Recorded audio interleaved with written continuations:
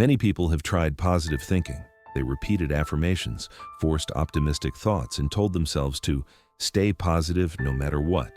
For a while, it may have felt hopeful, but eventually, something didn't change. The same anxiety returned, the same problems remained, and slowly, a quiet disappointment appeared. If positive thinking truly worked the way it is often presented, it wouldn't leave so many people feeling frustrated. Yet for many, the effort to stay positive becomes exhausting. Not because they are doing it wrong, but because something deeper is being ignored. There is an unspoken assumption behind positive thinking, that negative thoughts and emotions are mistakes that need to be replaced, that if you think the right thoughts, life will respond accordingly. But real inner experience is rarely that simple. When positivity becomes an obligation, it stops being supportive. It turns into pressure, a demand to feel better before understanding what is actually happening inside. And instead of creating clarity, it creates distance from reality and from oneself. This is where the confusion begins. Not because positivity is bad, but because it is often used in a way it was never meant to be used. And before we can understand what truly works, we need to see why this approach so often fails. Positive thinking often promises a simple equation. Change your thoughts, and your life will change. It suggests that thinking positively is enough to overcome difficulty, uncertainty, or fear. On the surface, this idea feels empowering. It gives the impression of control. But this promise contains a hidden problem. It treats thoughts as isolated switches that can be flipped at will without considering the emotional and psychological context they arise from. It assumes that replacing a negative thought with a positive one is both natural and sustainable. In reality, thoughts do not exist on their own. They are connected to experience, memory, and emotion. When a person feels overwhelmed or uncertain, forcing optimism does not resolve the underlying tension, it simply covers it. This is where positive thinking begins to break down. It offers encouragement without understanding, optimism without awareness, and when it fails to produce lasting change, the individual often blames themselves rather than questioning the approach. What was meant to be supportive quietly becomes another expectation to live up to. One more way to feel inadequate when life doesn't immediately improve. For many people, positive thinking turns into suppression. Instead of understanding fear, doubt, or sadness, they try to override these experiences with optimism. Uncomfortable thoughts are pushed away, labeled as wrong, and replaced with positive statements. But suppressed thoughts do not disappear. They remain active beneath the surface, influencing behavior, decisions, and emotional reactions. The more a person tries to avoid them, the stronger their presence becomes. This creates an inner conflict. On one level, the mind is told to stay positive.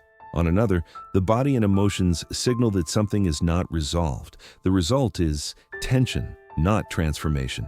Over time, forced positivity disconnects a person from their real experience. Instead of clarity, it creates resistance. And what is resisted does not dissolve. It persists, quietly shaping life from the background. When positive thinking goes against lived experience, the mind begins to resist it. If someone feels anxious, uncertain, or discouraged and is told to just think positively, the message conflicts with what they actually feel. The mind recognizes the mismatch. Positive statements start to feel false, not because hope is impossible, but because the words do not match reality. And when thoughts feel dishonest, trust in oneself weakens. The inner dialogue becomes divided, one part insisting on optimism, the other quietly rejecting it. This inner conflict drains energy. Instead of helping a person move forward, positivity becomes another source of pressure, a reminder that they are not feeling the way they are supposed to. In this state, the mind stops listening. What was meant to inspire becomes noise. And rather than creating change, forced positivity creates distance from truth, from clarity, and from real growth. The idea that we should constantly control our thoughts creates another hidden problem: tension. When a person believes they must think positively at all times, the mind becomes a battlefield. Every unwanted thought feels like a failure. Every moment of doubt feels like a mistake. This effort to maintain control often increases anxiety rather than reducing it. The mind naturally produces a wide range of thoughts, especially under stress.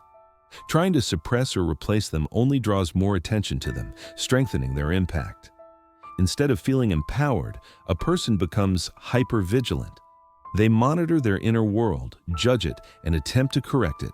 What was meant to bring peace turns into constant self-surveillance. The illusion of control promises safety but delivers pressure. And under pressure, the mind does not open, it contracts. This is why positive thinking, when used as control, often works against the very calm and clarity it seeks to create. What actually works is not replacing thoughts, but changing the relationship with them. Instead of trying to force the mind into positivity, a different approach begins with awareness. Thoughts are noticed, not judged, observed, not fought. When a thought is seen clearly, it loses its authority. It is no longer an instruction or a command, it becomes information. Fear can be noticed without being obeyed. Doubt can be acknowledged without being acted upon. This shift removes the need for constant control. The mind no longer has to be managed aggressively. Awareness creates space, and in that space, choice becomes possible. Not the choice to think positively, but the choice to respond wisely. This is why awareness works where forced positivity fails. It does not deny reality, it includes it. And by including what is actually present, the mind begins to settle naturally, without pressure or resistance. Acceptance is often misunderstood. Many people hear the word and assume it means agreement, weakness, or giving up. But acceptance is none of those things. Acceptance simply means allowing an experience to be present without resistance. When a thought or emotion is accepted, it is no longer fought. And when it is no longer fought, it begins to change. Not because it was forced to, but because resistance is what kept it rigid in the first place. This is the crucial difference between acceptance and positive thinking. Positive thinking tries to replace what is present. Acceptance creates space around it. In that space, the mind regains flexibility. From acceptance, clarity emerges. From clarity, intentional action becomes possible. Not action driven by fear or denial, but action grounded in understanding. This is how real change begins, not by pretending everything is fine, but by meeting what is actually there with honesty and calm awareness. When the relationship with thoughts changes, thinking itself begins to change. Thoughts are no longer treated as absolute truths or urgent commands. They become signals, information about inner state, needs, and direction. Fear, for example, stops being an enemy. It becomes a signal that something feels uncertain or important. Doubt becomes a signal to slow down or reflect. Even negativity carries information when it is not immediately rejected. In this way, thinking starts to work with you instead of against you. The mind becomes an instrument of orientation rather than a source of pressure. It helps you understand where you are rather than forcing you to be somewhere else. This new relationship creates stability, not artificial optimism, but grounded clarity. And from that clarity, decisions become more aligned, actions more intentional, and progress more sustainable. What makes this approach effective is not that it eliminates difficulty, but that it builds resilience. Life does not become permanently positive. Challenges still arise, uncertainty still appears, but the relationship to these experiences changes. Instead of being derailed by uncomfortable thoughts or emotions, a person learns to move with them. They stop waiting to feel perfect before acting. Progress is no longer dependent on maintaining a positive state. This creates stability that positive thinking cannot provide, not a temporary lift, but a grounded ability to continue even when things are unclear. The mind no longer swings between optimism and disappointment. It becomes steady. This is why awareness and acceptance lead to real change. They don't promise constant positivity. They create the capacity to move forward regardless of what the mind is producing. Positive thinking fails when it is used as a mask, when it is used to deny, suppress, or control the inner world. But the mind becomes a powerful ally when it is met with clarity rather than force. The goal is not to think better thoughts, but to relate to thoughts differently. Not to eliminate negativity, but to stop being ruled by it. When thoughts are seen clearly, they no longer define identity or direction. They simply pass through awareness. What truly works is not constant optimism, but conscious presence. a calm willingness to see what is there without resistance.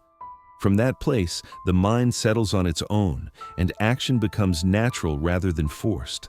The real shift is subtle but profound. You stop trying to control your mind and start understanding it. And in that understanding, thinking stops being an obstacle and becomes a guide.